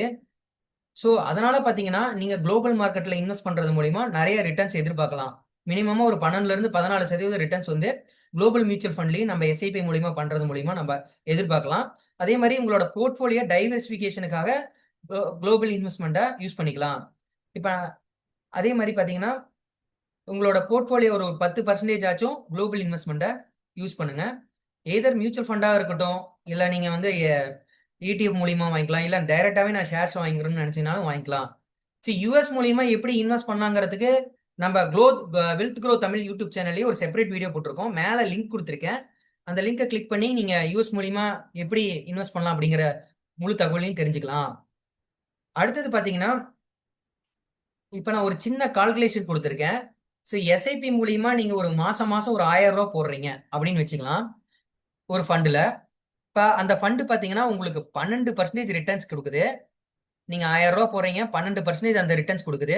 ஒரு 10 வருஷத்துக்கு உங்களுக்கு நீங்க எவ்வளவு சேர்த்திருப்பீங்க அப்படின்னு பாத்தீங்கன்னா 2.5 லட்சம் ரூபாய் சேர்த்திருப்பீங்க. அதே மாதிரி நீங்க முதலீடு பண்ண தொகை என்னவோ 1.2 லட்சம் தான். ஆனா உங்களுக்கு கிடைச்சது 2.3 லட்சம். அதே மாதிரி ஒருத்தர் மாசம் மாசம் 10,000 ரூபாய் முதலீடு பண்றாருன்னு வச்சுக்கலாம். 10 வருஷத்துக்கு அவர் முதலீடு பண்றாருன்னு வச்சுக்கலாம். அவர் இன்வெஸ்ட் பண்ண அமௌண்ட் என்னவோ 12 லட்சம் தான். ஆனா அவருக்கு கிடைச்சது பாத்தீங்கன்னா 23 லட்சம் ரூபாய். இதே மாதிரி அவர் வந்து 20 வருஷத்துக்கு பண்ணியிருந்தாருன்னு வைங்களேன், 10,000 ரூபாயா, அவரு கிட்டத்தட்ட பாத்தீங்கன்னா ஒரு கோடியே அச்சீவ் பண்ணியிருப்பாரு. ஸோ அதனாலதான் கொஞ்சம் கொஞ்சமா இன்வெஸ்ட்மெண்ட்டை இன்னைக்கே ஸ்டார்ட் பண்ணுங்க. அதோட பலனை பாத்தீங்கன்னா ஃபியூச்சர்ல உங்களுக்கு பெருசா கிடைக்கும். அதே மாதிரி மியூச்சுவல் ஃபண்ட்ல இருக்கிற ஒவ்வொரு யூனிட்ஸுமே வந்து காம்பவுண்டிங் பேசிஸ்ல வந்து பாத்தீங்கன்னா மல்டிப்ளை ஆகும். காம்பவுண்டிங் இன்ட்ரெஸ்ட்னு சொல்லுவாங்க. ஸோ உங்களுக்கு கிடைக்கிற சின்ன சின்ன அமௌண்ட்டை வந்து பாத்தீங்கன்னா எஸ்ஐபி மூலயமா இன்வெஸ்ட்மெண்ட் பண்ண ஆரம்பிங்க. ஒரு பெரிய வெல்த்தை கிரியேட் பண்ணுங்க. அதை தான் நான் சொல்ற விரும்புறது. ஸோ அடுத்தது பாத்தீங்கன்னா, இப்ப நம்ம மியூச்சுவல் ஃபண்ட்ஸ்ல எப்படி இன்வெஸ்ட் பண்றது அப்படின்னு பார்த்தோம். அதோட கிராஃப்ஸ் இங்க பார்க்கலாம். எப்படி 1 கோடி நம்ம அச்சீவ் பண்ணலான்னு. இதை நான் உங்களுக்கு ஒரு சிம்பிளா சொல்லியிருக்கேன். இப்ப நீங்க மாசம் ஒரு 10,000 ரூபாய் இன்வெஸ்ட் பண்ணீங்கன்னு வைங்களேன், கண்டிப்பா பாத்தீங்கன்னா ஒரு 20 வருஷத்துல உங்களால எஸ்ஐபி மூலியமா ஒரு கோடி ரூபாய் அச்சீவ் பண்ண முடியும். அதுக்கு வந்து பாத்தீங்கன்னா நீங்க நல்ல மியூச்சுவல் ஃபண்டை சூஸ் பண்ணணும். கிட்டத்தட்ட ஒரு 12% ரிட்டர்ன்ஸ் கொடுக்குற ஒரு மியூச்சுவல் ஃபண்டை சூஸ் பண்ணீங்கன்னா கண்டிப்பா பாத்தீங்கன்னா உங்களால 1 crore வந்து ஈஸியா அச்சீவ் பண்ணிடலாம். இதே நீங்க பாத்தீங்கன்னா ஒரு 5,000 ரூபாய் இன்வெஸ்ட் பண்றீங்கன்னா கண்டிப்பா ஒரு 20 வருஷத்துல பாத்தீங்கன்னா ஒரு 50 லட்ச ரூபாய் உங்களால கிரியேட் பண்ண முடியும். ஸோ அதுக்கான ரியல் ஃபண்ட்ஸுமே நான் கடைசியில கொடுத்துருக்கேன். எப்படி ஒரு உண்மையாக ஒரு ஃபண்ட் வந்து எப்படி இவ்வளவு ரிட்டர்ன்ஸ் கிரியேட் பண்ணியிருக்குங்கிறதுக்கு ஒரு உதாரணம். அதனாலதான் எஸ்ஐபியை ஸ்டார்ட் பண்ணுங்க. உங்களோட இன்வெஸ்ட்மெண்ட்டை இப்பல இருந்தே ஸ்டார்ட் பண்ணுங்க. ரிட்டையர்மெண்ட்டுக்கு ஈஸியா பிளான் பண்ணுங்க அப்படின்னு சொல்றேன். அடுத்தது பாத்தீங்கன்னா, இப்ப நம்ம வந்து எஸ்ஐபிகளை மூலியமா எப்படி பண்ணோம் அப்படிங்கறத பார்த்தோம். அடுத்தது பாத்தீங்கன்னா நம்ம வந்து பவர் ஆஃப் காம்பவுண்டிங்கை பத்தி பார்க்கலாம். ஸோ நான் ஏன் பவர் ஆஃப் காம்பவுண்டிங்னு சொல்றேன்னா, ஒருத்தர் வந்து 20 வயசுல இருந்து அவரோட இன்வெஸ்ட்மெண்ட்டை ஸ்டார்ட் பண்றாருன்னு வைங்களேன், அவர் பாத்தீங்கன்னா 40 வயசுலயே சீக்கிரமா அவரோட ரிட்டையர்மெண்ட்டை ஈஸியா பில்ட் பண்ணிடுவாரு. அதாவது இயர்லி இன்வெஸ்ட்மெண்ட், இயர்லி ரிட்டையர்மெண்ட்னு சொல்லுவாங்க. நீங்க எவ்வளோ காலம் வந்து பாத்தீங்கன்னா மார்க்கெட்ல இருக்கிறீங்க, இந்தியன் ஷேர் மார்க்கெட்ல இருக்கிறீங்கிறது தான் முக்கியம். அதாவது அதுக்கான காலங்களை கொடுக்கணும், அதுக்கான டைம் கொடுக்கணும். அந்த டைம் தான் ஒரு பவர் ஆஃப் காம்பவுண்டிங்கா பெருகி உங்களோட இன்வெஸ்ட்மெண்ட்டை பல மடங்கு வளர்த்திருக்கும். அதுக்கு தான் சொல்றேன், 20 வயசுல ஒருத்தர் இன்வெஸ்ட்மெண்ட் ஸ்டார்ட் பண்ணாருன்னா அவர் சீக்கிரமாவே ரிட்டையர்மெண்ட்டை நெருங்கிடுவாரு, சின்ன தொகையில இருந்து ஆரம்பிச்சாலும். இப்போ ஒருத்தர் 20 வயசுல 5,000த்துல இருந்து ஆரம்பிக்கிறாருன்னு வைக்கலாம், அவர் பாத்தீங்கன்னா 40 வயசுலயே ஒரு பெரிய வெல்த் கிரியேட் பண்ணியிருப்பாரு. இதே வந்து ஒருத்தர் 30 வயசுல இருந்து ஆரம்பிக்கிறாரு, பட் அவர் வந்து 5,000க்கு பதிலாக 20,000 போட்டாலுமே அவரால் பாத்தீங்கன்னா ஒரு பெரிய வெல்த்தை கிரியேட் பண்ணியிருக்க முடியாது. அதனால தான் எவ்வளோ இயர்லியா நீங்க ஸ்டார்ட் பண்றீங்க முடியுமோ அவ்வளோ இயர்லியா நீங்க எஸ்ஐபியை ஸ்டார்ட் பண்ணுங்க மியூச்சுவல் ஃபண்ட் மூலியமா உங்களோட வெல்த்தை கிரியேட் பண்ணுங்க அப்படின்னு நான் சொல்லிக்கிறேன். இப்போ பார்த்தீங்கன்னா டேக்ஸ்லாம் நம்ம டேக்ஸ் ரூல்ஸை பற்றி மியூச்சுவல் ஃபண்ட்ஸில் பார்க்கலாம். இப்போ பார்த்தீங்கன்னா மியூச்சுவல் ஃபண்ட்ஸில் உங்களுக்கு டேக்ஸுமே பிடிப்பாங்க. அது 2 டேக்ஸ் இருக்கு. ஒன்று பார்த்தீங்கன்னா long term capital gain tax, இன்னொன்று பார்த்தீங்கன்னா short term capital gain tax. Long term capital gain டேக்ஸ்னா ஒன்றும் இல்லை, நீங்கள் ஒரு மியூச்சுவல் ஃபண்டை ஸ்டார்ட் பண்ணி ஒரு வருஷத்துக்கு மேலே உங்களோட அமௌண்ட் எடுத்தீங்கன்னா உங்களுக்கு பார்த்தீங்கன்னா 12% பார்த்தீங்கன்னா உங்களோட டேக்ஸ் பிடிப்பாங்க. அதே மாதிரி பார்த்தீங்கன்னா நீங்கள் ஒரு வருஷத்துக்கு கீழே எடுத்தீங்கன்னா 20% டேக்ஸ் பிடிப்பாங்க. அதை ஞாபகம் வச்சு இன்வெஸ்ட் பண்ணுங்க. அதே மாதிரி பார்த்தீங்கன்னா டேக்ஸில் ஒரு பெனிஃபிட்ஸ் இருக்கு.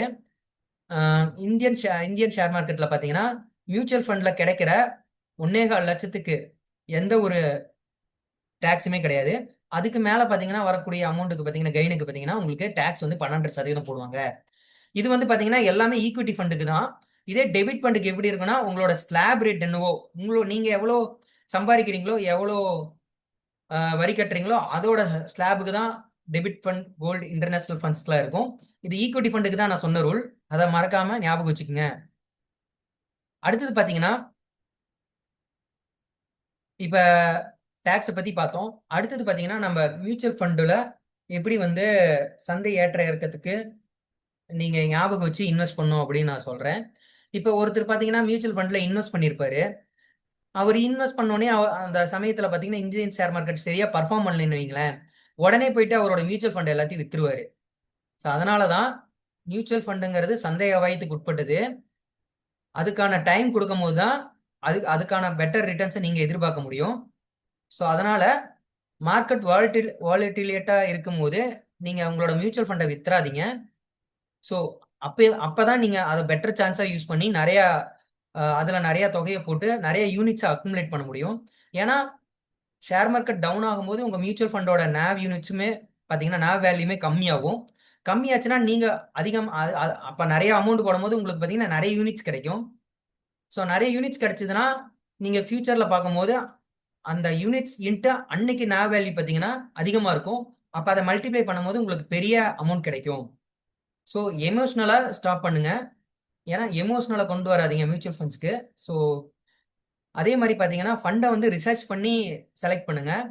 ஃபண்ட் மேனேஜர் எப்படி இருக்காரு, அந்த ஏஎம்சி எப்படி ஒர்க் ஆகுது, அந்த ஏஎம்சி நல்ல ஏஎம்சியா, அந்த ஃபண்டில் இருக்கிற மேனேஜருக்கு எவ்வளோ எக்ஸ்பீரியன்ஸ் இருக்கு, அப்புறம் வந்து அந்த மியூச்சுவல் ஃபண்டோட ரேட்டிங்ஸ் பாருங்க, அதோட ப்ரீவியஸ் ரிட்டர்ன்ஸையும் பாருங்க. பட் வந்து அதை ஃபுல்லாக எடுத்துக்காதீங்க. ப்ரீவியஸ் ரிட்டர்ன்ஸ் எப்பயுமே கரண்ட் ரிட்டர்ன்ஸ்க்கு சார்ந்து இருக்காது. ஏன்னா அது கரண்ட் ரிட்டர்ன்ஸ் வந்து வேற மாதிரி இருக்கும், ப்ரீவியஸ் ரிட்டர்ன்ஸ் வேற மாதிரி இருக்கும். ரிட்டர்ன்ஸ்னா ஒன்றும் இல்லை, 12% கிடைக்குது 10 வருஷத்துக்கு முன்னாடி, இப்பயும் 12% கிடைக்குமானா தெரியாது. ஏன்னா மியூச்சுவல் ஃபண்டுங்கிறது நமக்கு தெரியாத ஒரு ரிட்டர்ன்ஸ் தான். எவ்வளோ வேணா கிடைக்கலாம். அது 12% இருக்கலாம், 15% இருக்கலாம், ஈவன் லாஸ் கூட ஆகலாம். ஸோ அதனால தான் இது சந்தை அபாயத்துக்கு உட்படுறதுன்னு சொல்றாங்க. நீங்க ஸ்லோவா எஸ்ஐபி பண்ணிட்டே வரும்போது இது எல்லாமே ஏவரேஜ் ஆகும். ஏவரேஜ் ஆகும்போது உங்களுக்கு ஏவரேஜ் ரிட்டர்ன்ஸ் கிடைக்கும். அந்த ஏவரேஜ் ரிட்டர்ன்ஸ் எப்படி இருக்கும்னா இன்ஃப்ளேஷன் அட்லீஸ்ட் பீட் பண்ற மாதிரி இருக்கும். ஸோ அதனால தான் வந்து எஸ்ஐபி பண்ணுங்க, வெல்த்தை கிரியேட் பண்ணுங்கன்னு சொல்றேன். அடுத்தது பார்த்தீங்கன்னா மியூச்சுவல் ஃபண்ட்ல எப்படி நம்ம வந்து க்ரோ மூலியமா ஒரு ஃபண்டை செலக்ட் பண்ணி எப்படி நம்ம இன்வெஸ்ட்மெண்ட்டை ஸ்டார்ட் பண்ணலாங்கிறத பார்க்கலாம். இப்போ நான் மியூச்சுவல் ஃபண்டில் இன்வெஸ்ட் பண்ணுறதுக்கு 2 வகையில் இன்வெஸ்ட் பண்ணலாம்னு சொன்னேன். லம்சம் மூலியமா இன்வெஸ்ட் பண்ணலாம், எஸ்ஐபி மூலியமா பண்ணலாம்னு சொன்னேன். இப்போ ரெண்டையுமே நம்ம வந்து டிமெட் அக்கௌண்ட் இல்லாமையும் பண்ணிக்கலாம். அவங்களோட ஏஎம்சி அவங்களோட வெப்சைட்டில் போயிட்டு கேவிசி ப்ராசஸை முடிச்சுட்டு பண்ணலாம். இல்லை என்கிட்ட ஆல்ரெடி டிமெட் அக்கௌண்ட் இருக்குதுன்னா நீங்கள் உங்களோட டிமெட் அக்கௌண்ட்லேயே உங்களோட மியூச்சுவல் ஃபண்டை ஸ்டார்ட் பண்ணிக்க முடியும். இப்போ ஜீரோதாவாக இருந்தால் காயின் மூலியமா நீங்கள் மியூச்சுவல் ஃபண்டை வாங்கிக்கலாம். க்ரோவில் பார்த்தீங்கன்னா மியூச்சுவல் ஃபண்டுங்கிற செக்ஷன் இருக்கும். இப்போ ஃபார் எக்ஸாம்பிள் நீங்கள் க்ரோ ஆப்புக்கு போயிட்டீங்க. க்ரோவில் வந்து பார்த்தீங்கன்னா டிமெட் அக்கௌண்ட் லாகின் பண்ணிட்டீங்க, மியூச்சுவல் ஃபண்டுக்கு போயிருங்க. மியூச்சுவல் ஃபண்டு போயிட்டு எந்த மியூச்சுவல் ஃபண்டு வேணும், ஹெச்டிஎஃப்சி மியூச்சுவல் ஃபண்டு வேணுமா அல்லது ஐசிஐசியோட மியூச்சுவல் ஃபண்ட் வேணுமா அப்படிங்கிறத செலக்ட் பண்ணுங்க. அந்த கம்பெனி ஏஎம்சியை செலக்ட் பண்ணுங்க. அந்த ஏஎம்சி கீழே பார்த்தீங்கன்னா 100 மியூச்சுவல் ஃபண்ட்ஸ் இருக்கும். அதில் எந்த மியூச்சுவல் ஃபண்ட்ஸ் வேணுங்கிறது செக் பண்ணுங்க. அதாவது உங்களுக்கு லார்ஜ் கேப் மியூச்சுவல் ஃபண்ட்ஸ் வேணுமா, மிட் கேப் வேணுமா, ஸ்மால் கேப் வேணுமா அப்படிங்கிற மியூச்சுவல் ஃபண்டை செலக்ட் பண்ணுங்க.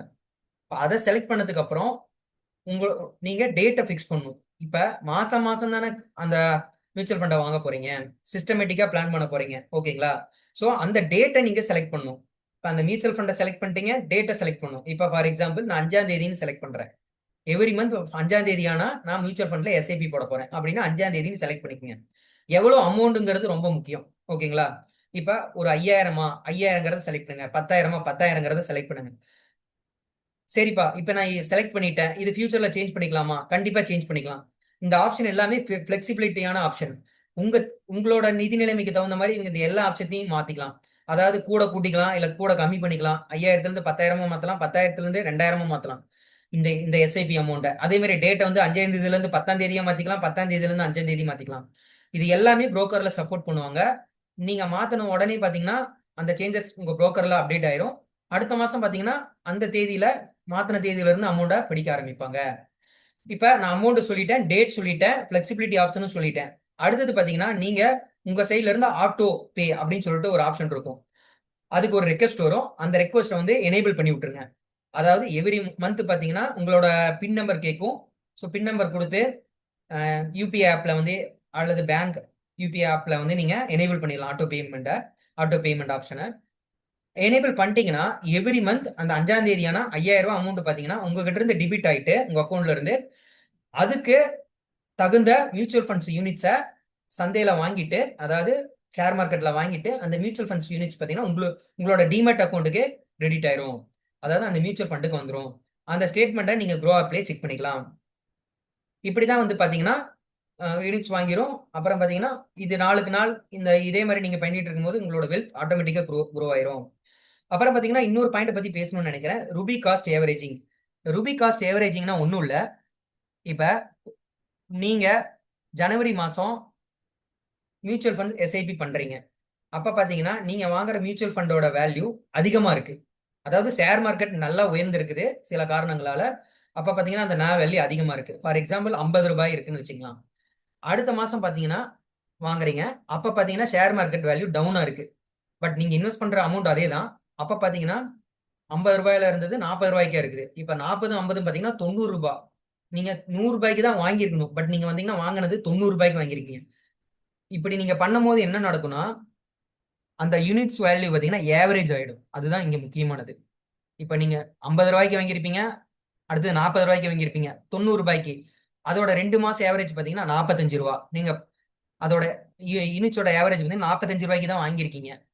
உங்களோட உங்களோட ஏவரேஜ் நாவுன்னு சொல்லிட்டு உங்களோட எஸ்ஐபியில் ஒன்று காட்டும். அது பாத்தீங்கன்னா 45 தான் இருக்கும். அதுதான் ரூபி காஸ்ட் ஏவரேஜ்னு சொல்லுவாங்க. இறப்பையும் வாங்குறீங்க, இறங்குறப்பையும் வாங்குறீங்க. இதே மாதிரி தொடர்ந்து முதலீடு பண்ணும்போது உங்களோட நாவோட வேல்யூ பாத்தீங்கன்னா ஆவரேஜ் ஆயிடும். அப்புறம் பாத்தீங்கன்னா நீங்க வாங்கி இருக்கிறது அது, பட் கரண்ட் பிரைஸையும் கம்பேர் பண்ணி உங்களோட உங்ககிட்ட எவ்வளவு யூனிட்ஸ் இருக்கோ அதுக்கு பாத்தீங்கன்னா நிகரான அமௌண்ட்டை உங்களுக்கு கொடுத்துருவாங்க. நான் பின்னாடி வந்து எப்படி எஸ்ஐபில இருந்து பணம் எடுக்கிறதுங்கிறத சொல்றேன். அடுத்தது பாத்தீங்கன்னா இப்ப வந்து நம்ம வந்து மியூச்சுவல் ஃபண்ட்ல எப்படி ரூபி காஸ்ட் ஆவரேஜ்ங்கிறத பார்த்தோம். இதை டெமோ நான் காட்டினேன். இங்கே தான் அந்த டெமோவும் சொல்லியிருக்கேன். க்ரோ ஆப்பை நீங்கள் ஓப்பன் பண்ணணும், சர்ச் பண்ணணும். அதே மாதிரி என்ன ஃபண்டோ அதை கிளிக் பண்ணிட்டு சிப்பை ஸ்டார்ட் பண்ணணும். அதை தான் இங்கேயும் சொல்லியிருக்கேன். அடுத்தது அமௌண்ட் எப்படி போடணும், பேங்க் அக்கௌண்ட்டுக்கு யூபிஐ எப்படி ஆட்டோ பே பண்ணணும். சிப்பை வந்து சக்ஸஸ் ஆயிடுச்சுன்னா உங்களுக்கு பார்த்தீங்கன்னா உங்கள் எவ்ரி மந்த் பார்த்தீங்கன்னா உங்கள் ஆட்டோமேட்டிக்காகவே நீங்கள் மியூச்சுவல் ஃபண்ட் மூலிமா உங்களோட யூனிட்ஸை வாங்கிக்கிறீங்க. இது வந்து ஒரு டிசிப்ளினிங் கிரியேட் பண்ணும். ஏன்னா நாமளே மறந்தாலும் நம்ம கிட்ட இருந்த அமௌண்ட் வந்து மியூச்சுவல் ஃபண்ட் மூலிமா நம்ம ஷேர் மார்க்கெட்ல இன்வெஸ்ட் பண்ணிடுறோம். அது வந்து ஒரு அட்வான்டேஜ். அதே மாதிரி மியூச்சுவல் ஃபண்ட்ல ஏகப்பட்ட மியூச்சுவல் ஃபண்ட்ஸ் இருக்கு. ஸோ டைவர்சிஃபைடா இன்வெஸ்ட் பண்ணீங்கன்னா உங்களோட வெல்த்தை வந்து ஈஸியாக கிரியேட் பண்ணலாம். இயர்லியா ஸ்டார்ட் பண்ணுங்க. அதை தான் நான் சொல்ல விரும்புறது. அடுத்தது பார்த்தீங்கன்னா எல்லாத்துக்கும் ஒரு டவுட் இருக்கும் மக்களுக்கெல்லாம். இப்போ வந்து நான் ஒரு டேட் செலக்ட் பண்ணியிருக்கேன் 5ஆம் தேதின்னு. சரி 15ஆம் தேதியே செலக்ட் பண்ணிக்கலாமே. இப்போ பார்த்தீங்கன்னா எவ்ரி 15th இப்போ ஆகஸ்ட் பார்த்தீங்கன்னா சுதந்திர தினம், கரெக்டுங்களா? இப்போ சுதந்திர தினத்தன்னைக்கு என்ன இருக்கும், மார்க்கெட் வந்து ஹாலிடேவா இருக்கும். ஈவன் நீங்க செலக்ட் பண்ற டேட் சாட்டர்டே சண்டேல வந்தாலும் இந்தியன் மார்க்கெட் பார்த்தீங்கன்னா ஹாலிடேவா தான் இருக்கும், கரெக்டுங்களா? இப்போ நான் பாட்டுக்கு செட் பண்ணிடுறேன், எனக்கு எதுவுமே தெரியாது, கரெக்டுங்களா? ஹாலிடேனா என்னன்னு தெரியாது அன்னைக்கு. ஆனா மிஷினுக்கு தெரியும் என்ன நடக்கும்னு. ஏன்னா சிஸ்டம் தான் இது பண்ண போகுது, கரெக்டுங்களா? இப்ப இன்கேஸ் நீங்க 15th எவ்ரி 15th பண்ணிருக்கீங்கன்னு வைங்களேன் சிப்.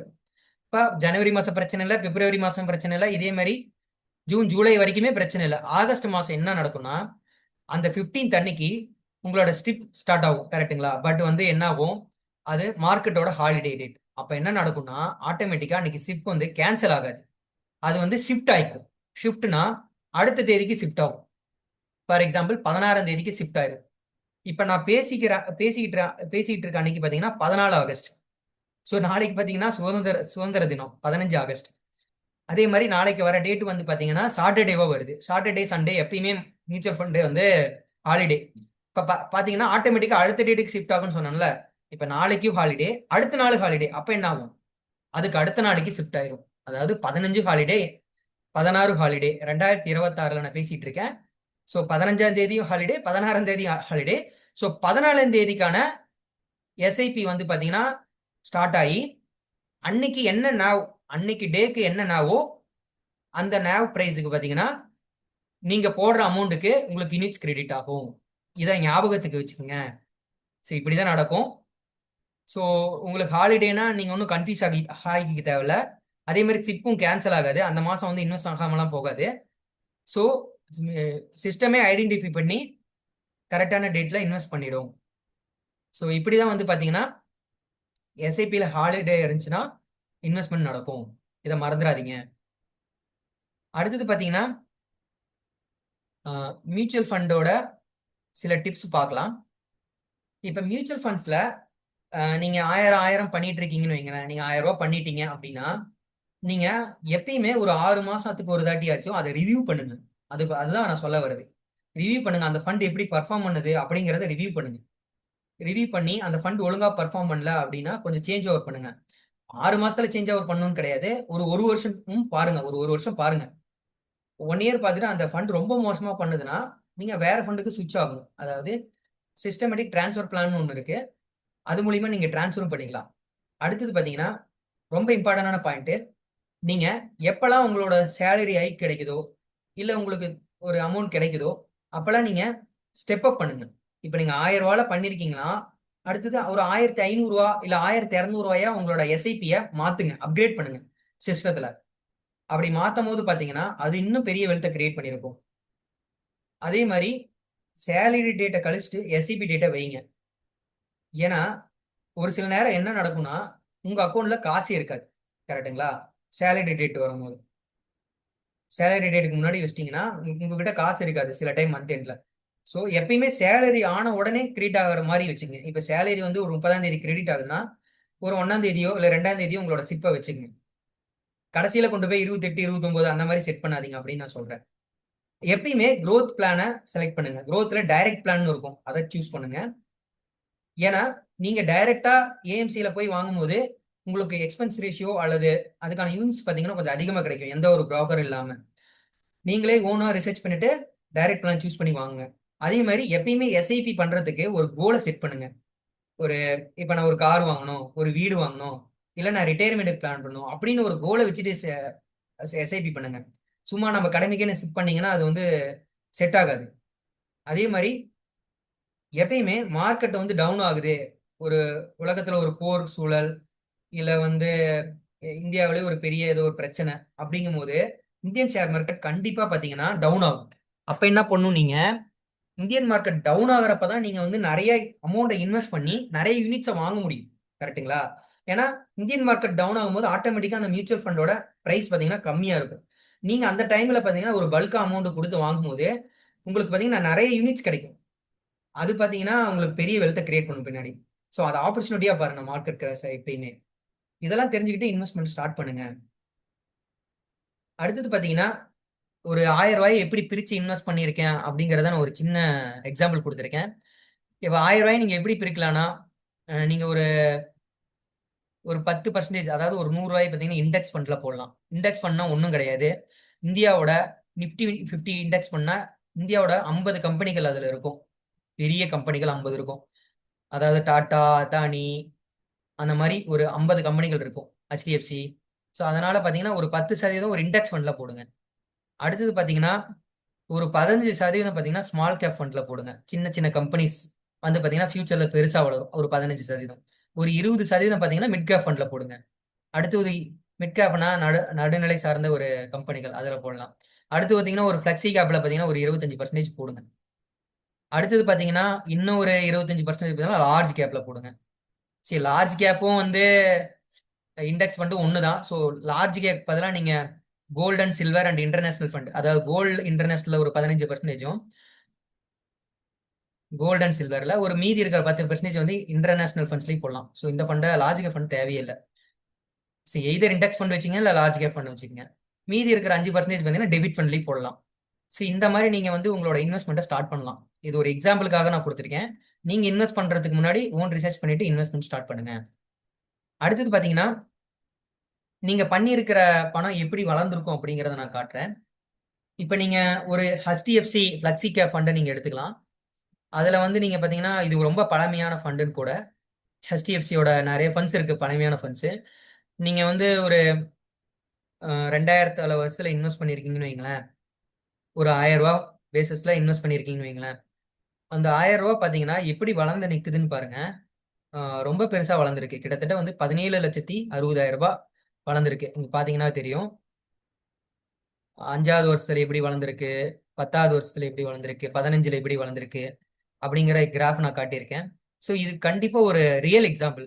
நான் பின்னாடி ஒரு ரியல் எக்ஸாம்பிள் சொல்கிறேன். பார்த்தீங்கன்னா இது ஒரு ரியல் எக்ஸாம்பிள். ஸோ 12.8% பார்த்தீங்கன்னா உங்களுக்கு ரிட்டர்ன்ஸ் கிடைச்சிருக்கு. சரி, இன்னைக்கு இன்ஃப்ளேஷன் ரேட்டே 7% தான். எஃப்டியில் போட்டிங்கனாலும் 7% தான், வேற எதில் போட்டிங்கனாலும் 7% தான் கிடைக்கும். ஆனால் இதில் பார்த்தீங்கன்னா உங்களுக்கு ஒரு 12% கிடைச்சிருக்கு. அதை அதை ஞாபகம் வச்சுட்டு இன்வெஸ்ட்மெண்ட் பண்ணுங்க. ஸோ இயர்லியாக இன்வெஸ்ட் பண்ணுங்க, இயர்லியாக ரிட்டையர் ஆகுங்க என்னை பொறுத்த வரைக்கும். அதே மாதிரி நீங்கள் சீக்கிரமாக இன்வெஸ்ட் பண்ணும்போது உங்களுக்கு பெரிய வெல்த் கிரியேட் ஆயிருக்கும். அதை ஞாபகத்தில் வச்சுட்டு இன்வெஸ்ட் பண்ணுங்க. இன்னைக்கே எஸ்ஐபியை ஸ்டார்ட் பண்ணுங்க. அதே மாதிரி இன்னொரு விஷயம், நீங்கள் அந்த NAV ப்ரைஸ் எப்படி கால்குலேட் ஆகுதுன்னா, அந்த டேக்கு அந்த மார்க்கெட் க்ளோஸ் ஆகும் பார்த்தீங்களா, அன்னைக்கு மார்க்கெட் க்ளோஸ் ஆகிற டைமை பொறுத்து தான் அந்த NAV ப்ரைஸ் கால்குலேட் ஆகும். ஸோ அதை நான் இங்கே சொல்லிக்கிறேன். இப்போ வீடியோவில் இதை பற்றி நம்ம தெரிஞ்சுக்கிட்டோம். அதே மாதிரி நம்ம பணத்தை எப்படி எடுக்கலாம்னு நான் சொல்லியிருந்தேன் பார்த்தீங்களா, அதுக்கு தனியாக எஸ்டபிலிட்டி மூலிமா எப்படி நம்ம இன்வெஸ்ட்மெண்ட் பணத்துல இருந்து எப்படி எடுக்கலாங்கிறதுக்கு ஒரு தனி வீடியோவும் போட்டிருக்கேன். மேலே இருக்கு, வேணுங்கிறீங்க வேணா பாருங்க. மேலே லிங்க் கொடுத்துருக்கேன். அடுத்தது பார்த்தீங்கன்னா, இப்போ ஒருத்தர் எஸ்ஐபி வச்சு எப்படி ரிட்டையர்மெண்ட்டுக்கு பிளான் பண்ணுறாருங்கிறத நம்ம ஸ்டெப் பை ஸ்டெப்பாக பார்க்கலாம். இப்போ பார்த்தீங்கன்னா, ஒருத்தர் 21 வயசுல வந்து அவரோட கெரியரை முடிக்கிறாரு. அதாவது அவரோட காலேஜ் முடிக்கிறாரு. சரி, கெரியர் முடிக்கிறாருன்னு சொல்லிட்டேன். காலேஜ் முடிக்கிறாரு. காலேஜ் முடிச்சோடனே அவர் பார்த்தீங்கன்னா ஒரு கம்பெனிக்கு ஜாயின் பண்ணிடுறாரு. ஐடி கம்பெனிலையோ ஏதோ ஒரு கம்பெனியில் அவரோட ஜர்னியை ஸ்டார்ட் பண்ணிடுறாரு. கெரியர் ஜர்னியை ஸ்டார்ட் பண்ணுறாரு. 21 வயசுல ஸ்டார்ட் பண்ணுறாரு. 21 வயசுல ஸ்டார்ட் பண்ணியும் அவர் வந்து எஸ்ஐபி பண்ண ஆரம்பிக்கிறாரு. அதாவது ஸ்லோவா எஸ்ஐபி பண்ண ஆரம்பிக்கிறாரு. மாசம் மாசம் பார்த்தீங்கன்னா ஒரு 5000 சொல்லிட்டு எஸ்ஐபி பண்ண ஆரம்பிக்கிறாரு. அவர் பார்த்தீங்கன்னா இதை தொடர்ந்து பார்த்தீங்கன்னா ஒரு 20 வருஷத்துக்கு பண்ண ஆரம்பிக்கிறாரு. பார்த்தீங்கன்னா ஸ்டெப் அப்பும் கூட பண்றாரு. ஒரு 10% ஸ்டெப் அப்பும் பண்றாரு. அப்புறம் பார்த்தீங்கன்னா 20 வருஷம் இதே மாதிரி பண்ணிட்டு வர்றாரு. அதாவது 6500 ரூபா அப்படிங்கிற பேசிஸ்ல ஸ்டெப் அப் பண்றாரு. இப்போ பார்த்தீங்கன்னா 20 வருஷம் அவர் பண்ணும்போது அவருக்கு அப்ராக்சிமேட்டா அவரோட 21 வயசுல இருந்து 42வது வயசுல பார்த்தீங்கன்னா அவரோட ரிட்டையர்மெண்ட்டையே பிளான் பண்ணிக்கிறாரு. தெரியுதுங்களா? அதாவது அவர் பார்த்தீங்கன்னா முதலீடு பண்ணது என்னவோ 20 லட்சம் தான், 19 லட்சம் தான் பண்ணியிருக்கிறாரு. பட் அவருக்கு கிடைச்ச அமௌண்ட் பார்த்தீங்கன்னா ஒரு லம்சமா 1,20,00,000 ரூபா மினிமமா. இதே இன்னும் நல்லா பர்ஃபார்ம் பண்ணக்கூடிய பண்டில் போட்டிருந்தாருன்னா 1,80,00,000 ரூபா அவருக்கு கிடைச்சிருக்கும். அவர் அந்த 1,80,00,000 ரூபா வச்சு நான் சொன்ன மாதிரி எஸ்டபிளிபி மூலியமா ஆக்டிவேட் பண்ணி அவர் பார்த்தீங்கன்னா அவரோட ரிட்டையர்மெண்ட்டை பிளான் பண்ணி ஹாப்பியாக ரிட்டையர்மெண்ட்டை வாழ்றாரு. ஸோ இதுதான் ஒரு ஒரு சின்ன எக்ஸாம்பிள் நான் கொடுத்துருக்கேன். ஸோ நீங்களும் இன்னைக்கே இன்வெஸ்ட் பண்ண ஆரம்பிங்க. சின்ன அமௌண்ட்ல இருந்து கூட ஆரம்பிங்க. பெரிய பலனை பார்த்தீங்கன்னா பிற்காலத்தில் அடையுங்க. அடுத்தது பார்த்தீங்கன்னா, இப்போ நம்ம இந்த வீடியோவில் கடைசி பகுதிக்கு வந்துட்டோம். அதாவது இந்த வீடியோவில் எஸ்ஐபினா என்ன, ஒரு ஏஎம்சி எப்படி ஒர்க் ஆகுது, ஒரு ஃபண்ட் மேனேஜர்னா எப்படி ஒர்க் பண்ணுறாரு, எந்தெந்த டைப் ஆஃப் ஃபண்ட்ஸ் இருக்கு, எப்படி டைவர்சிஃபைடாக நம்ம இன்வெஸ்ட்மெண்ட்டை ஸ்டார்ட் பண்ணுறது, எப்படி வந்து ஒரு க்ரோ அப் யூஸ் பண்ணி நம்ம இன்வெஸ்ட்மெண்ட்டை பண்ணுறது, எப்படி டிசிப்ளினாக இன்வெஸ்ட் பண்ணுறது, எவ்வளோ இன்வெஸ்ட் பண்ணால் ஒரு ரியல் எக்ஸாம்பிள் மூலிமா எவ்வளோ கிடைச்சிருக்கும், எப்படி நம்ம இதை வந்து ரிட்டையர்மெண்ட்டுக்கு பிளான் பண்ணுறோம் எஸ்ஐபியை அப்படிங்கிற எல்லா முழு தகவல்களையும் பார்த்துருக்கோம். அதே மாதிரி உங்களுக்கு எஸ்ஐபி ரிலேட்டடாக ஒரு டெமோ வேணும்னா கீழே டெமோன்னு கமெண்ட் பண்ணுங்க. நான் வந்து எஸ்ஐபி ரிலேட்டடாக ஒரு டெமோ எடுக்கிறதுக்கு ட்ரை பண்ணுறேன். ஸோ இந்த வீடியோவில் இந்த விஷயத்தெல்லாம் பார்த்துருக்கோம். உங்களுக்கு வீடியோவில் ஏதாவது புரியல அப்படின்னா கீழே கமெண்ட் போடுங்க. நான் அதுக்கு வந்து எக்ஸ்பிளனேஷன் கொடுக்கறதுக்கு ட்ரை பண்ணுறேன். இல்லை இது ரிலேட்டடாக பர்டிகுலரா ஒரு டாபிக் ரிலேட்டடா எனக்கு வீடியோ வேணும்னாலும் சொல்லுங்க. அதுக்கு தனியா நான் டாபிக் எடுக்க ட்ரை பண்றேன். அவ்வளவுதான் மக்களே. இந்த வீடியோ வந்து பெரிய வீடியோ தான். நிறைய விஷயத்துல நான் கவர் பண்றதுக்கு ட்ரை பண்ணியிருக்கேன். எஸ்ஐபி ரிலேட்டடா, மியூச்சுவல் ஃபண்ட்ஸ் ரிலேட்டடா, இந்தியன் ஷேர் மார்க்கெட் ரிலேட்டடா. ஏதாவது டவுட் இருந்தா கமெண்ட் போடுங்க. இல்ல உங்களுக்கு அடிஷ்னலா ஏதாவது விஷயம் தெரிஞ்சாலும் இதுல கமெண்ட் போடுங்க. நான் சொன்னதுல ஏதாவது மிஸ்டேக் இருந்தாலும் கமெண்ட் போடுங்க. அப்பதான் எனக்கு தெரியும். அதே மாதிரி இன்வெஸ்ட்மெண்ட் ரிலேட்டடா உங்களுக்கு நிறைய வீடியோஸ் வேணும்னா வெல்த் க்ரோ தமிழ் யூடியூப் சேனலை சப்ஸ்கிரைப் பண்ணுங்க, சப்போர்ட் பண்ணுங்க. அதே மாதிரி இந்த வீடியோ பிடிச்சிருந்தா லைக் பண்ணுங்க, ஃப்ரெண்ட்ஸுக்கு ஷேர் பண்ணுங்க. இவ்வளவு நேரம் வீடியோ பார்த்ததுக்கு நன்றி மக்களே. தேங்க்யூ ஃபார் வாட்சிங். மீண்டும் அடுத்த வீடியோவில் சந்திப்போம்.